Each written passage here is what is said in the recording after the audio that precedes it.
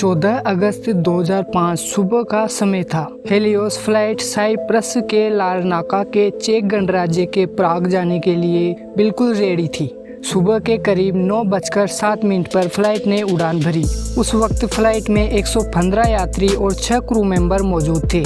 इस प्रकार इस फ्लाइट में कुल 121 पैसेंजर सवार थे और इस फ्लाइट को उड़ाने वाले 58 वर्ष के जर्मन पायलट हेंस जर्गन मर्टेन थे, जिनके पास कुल 16,900 घंटे की उड़ान का अनुभव था। उनके सह पायलट 51 वर्षीय पंपोस चारलाम्बस भी इसी फ्लाइट में मौजूद थे, जिनके पास 7,549 घंटे की उड़ान का अनुभव था। उसी समय फ्लाइट अटेंडेंस के रूप में एड्रियान प्रोडोमा कमान संभाल रहे थे।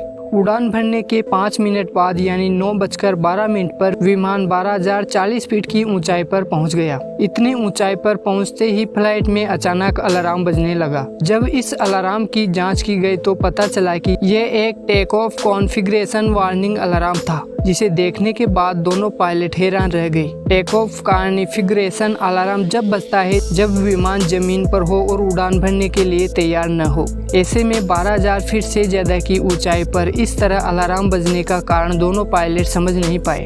स्थिति की गंभीरता को देखते हुए दोनों ने एयर ट्रैफिक कंट्रोल से संपर्क किया। जब पायलट एटीसी को यह सब बता रहे थे तभी विमान के कॉकपिट पैनल में कई अलार्म एक साथ बजने लगे, जिसका मतलब था कि विमान के कई सिस्टम एक साथ गर्म हो गए हैं। दोनों पायलटों की मुश्किलें अब बढ़ने लगी थी। उन्हें कुछ समझ नहीं आ रहा था कि ये सब क्या हो रहा है। ये सब जानने के बाद विमान में अफरा तफरी का माहौल हो गया। क्रू मेंबर्स लगातार यात्रियों को शांत करने की कोशिश कर रहे थे। कुछ ही देर में यात्रियों को सांस लेने में दिक्कत होने लगी। तभी ऑक्सीजन मास्क अपने आप नीचे गिर गए। इस दौरान विमान 18,000 फीट की ऊंचाई पर जा चुका था। पायलट बार बार एटीसी से संपर्क कर अपनी समस्या बताने की कोशिश कर रहे थे, लेकिन उनका संदेश एटीसी तक नहीं पहुंच सका। फिर उनका एटीसी से कनेक्शन पूरी तरह टूट गया। एटीसी ने भी उनके संपर्क करने की बहुत कोशिश की, लेकिन उन्हें कोई जवाब नहीं मिला। उधर विमान लगातार ऊपर की ओर बढ़ रहा था। आमतौर पर इस रूट पर उड़ान का समय 1 घंटा और 45 मिनट का होता है, यानी इस विमान को सुबह 10:45 पर एथेंस एयरपोर्ट पर उतरना था। सुबह 9:23 पर विमान 34,000 फीट की ऊंचाई पर था। इसके बाद रात 9:37 पर विमान एथेंस के उड़ान सूचना क्षेत्र में पहुंच गया। 10:12 से 10:50 यानी 38 मिनट तक Athens ATC team radio control के जरिए पायलट से संपर्क करने की कोशिश कर रहे थे, लेकिन उन्हें कोई जवाब नहीं मिला। अब 10:45 हो गए थे, लेकिन विमान अभी तक उतरा नहीं था। किसी अनहोनी की आशंका से ग्रीक अधिकारियों ने इस विमान की खोज के लिए अपने 2 बेहतरीन F-16 लड़ाकू विमान भेजे। कुछ ही देर में इन फाइटर जेट्स को हेलियोस फ्लाइट मिल गई थी। इनमें से एक फाइटर जेट इस विमान के काफी करीब भी आ गया था, यह देखने के लिए कि अंदर क्या चल रहा है। उन्होंने देखा कि विमान में को पायलट सीट पर कोई नहीं बैठा था। वही मुख्य पायलट अपनी सीट पर बेहोश पड़ा हुआ था। फिर ये फाइटर जेट पीछे चला गया। वहां से विमान के अंदर की स्थिति का जायजा लिया, लेकिन फाइटर जेट के पायलट के लिए आश्चर्य की बात यह थी कि किसी भी यात्री ने उसकी ओर मुड़कर नहीं देखा। किसी भी यात्री से उन्हें कोई प्रतिक्रिया नहीं मिली। तभी सुबह 11:49 पर फाइटर जेट के पायलट ने देखा कि एक शख्स केबिन से होते हुए कॉकपिट की तरफ जा रहा था। फिर कुछ ही देर में वह पायलट सीट पर बैठे हुए दिखाई दिए। इस शख्स को देखकर फाइटर जेट के पायलटों ने इशारा किया और हालत के बारे में जानना चाहा।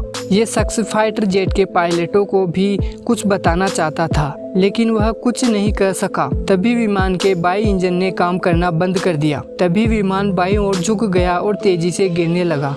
पायलट सीट पर बैठा शख्स विमान को नियंत्रित करने की कोशिश कर रहा था, लेकिन वह नाकाम रहा। इसके बाद 12 बजे फ्लाइट के दाईं साइड के इंजन ने भी काम करना बंद कर दिया। अब विमान का नियंत्रण पूरी तरह खत्म हो चुका था। तभी 12:04 पर विमान एथेंस से 40 किलोमीटर दूर ग्रामाटिका पहाड़ियों के पास दुर्घटनाग्रस्त हो गया।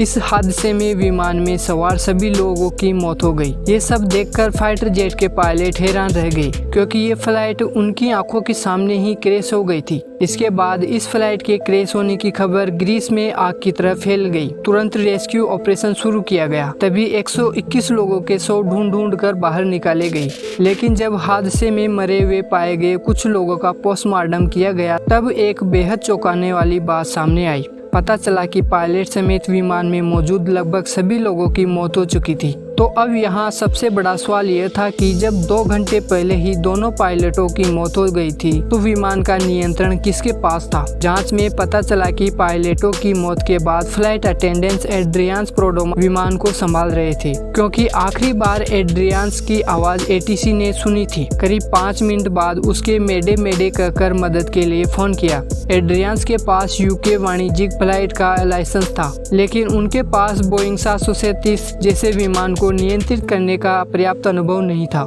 लेकिन इसके बावजूद वह विमान को घनी आबादी वाले इलाके से दूर ले जाने में कामयाब रहे। जरा सोचिए, अगर यह विमान किसी घनी आबादी वाले इलाके में क्रैश हो गया होता तो क्या होता। इस घटना की वजह जानने के लिए जांच शुरू कर दी। विमान बाईं ओर क्यों झुका? इसके बारे में पता चला कि विमान के बाईं ओर ईंधन खत्म हो गया था, लेकिन इस हादसे की जड़ तक पहुंचना अभी बाकी था।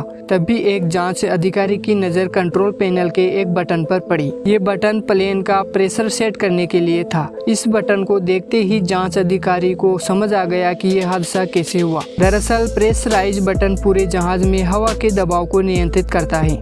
इससे बाहर लगे इंजन बाहर की हवा को थोड़ा थोड़ा करके अंदर भेजते हैं, ताकि विमान के अंदर बैठे लोगों को ऑक्सीजन मिल सके।